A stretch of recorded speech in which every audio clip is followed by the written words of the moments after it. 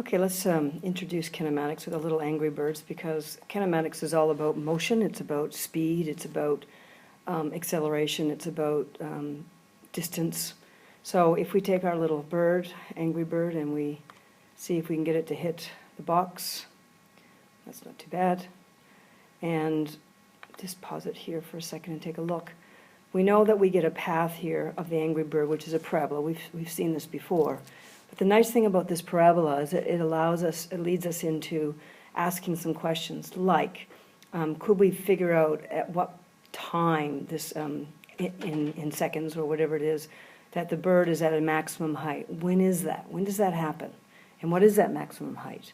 And then we get into things like velocity. Well, we want to know what the initial velocity or speed of the bird is, and we want to know maybe at a given point along this curve what the speed or velocity of the bird is. And remember, velocity or speed is just a rate of change.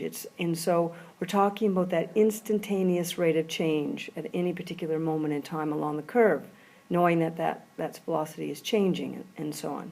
So we can do that, and we can also tell if there's a time when the bird is changing how fast it's going. So we know its velocity at a particular moment in time, then does that change, and is it speeding up or slowing down, and so on as time goes on. So these are questions that we can ask when we deal with kinematics through calculus. One of the easiest things to do is to basically draw yourself a set of axes, and we can have basically time on one set of axes, and in this particular case, distance on the other set of axes. And we can use that as our basis of things that we're doing. And then, so we can take a point on here on this distance graph, and we can figure out what that point is, giving some information. Let's say we model this parabola as distance is equal to 5 plus 20t minus 2t squared. So we use that. Now we're going to ask ourselves questions like, well, what is the initial velocity of this bird? When is the bird at its maximum height? And so on. So we're going to ask ourselves these questions. Well, remember, initial velocity is speed. It's a rate of change. So guess what? If we want to do a rate of change, and here's the graph for the gradient function for that parabola. So what we're seeing is that we're getting this straight line graph we know that we get from a parabola when we do the gradient function, which crosses the x-axis at the maximum point. And then we ask ourselves things like, okay, if we want to know what the initial velocity is, let's take a look at, this is the initial point of the bird right here. And that equates basically to this point, because it's basically when time is 0. That's our initial velocity. Now, if we differentiate our distance, we get this. And we'll call it v as opposed to dy over dx. We could certainly name it, according to our gradient function notation. But this is what we do with kinematics. We just make this velocity. This is our velocity. This is the speed of the bird at any given point. So we're able to, we can draw tangent lines to that curve and get that, but we want to know what this is right here. It's easy, because all we do is we plug in 0 for t. So the v is equal to 20 minus 4 times 0, that's what t is, then we know it's 20. So the instantaneous velocity, or the initial velocity right here is 20. And velocity is meters per second, because it's a rate of change. So you're dealing with time and distance. So we put velocity as a rate of change over time. And then we can ask ourselves other questions like, well, when does that maximum point, when does it happen? What's the time?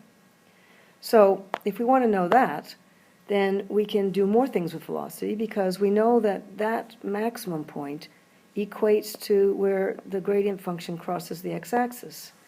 And where that is that we know that the gradient at that point, the gradient is 0.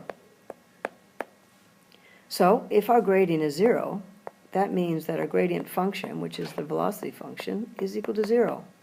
And so if we solve that, we get t is 5.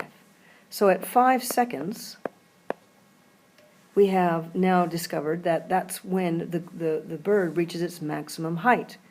Now we can find the maximum height because we can go back into the original question and we can stick in 5 seconds for t, and we can figure out what that maximum height is.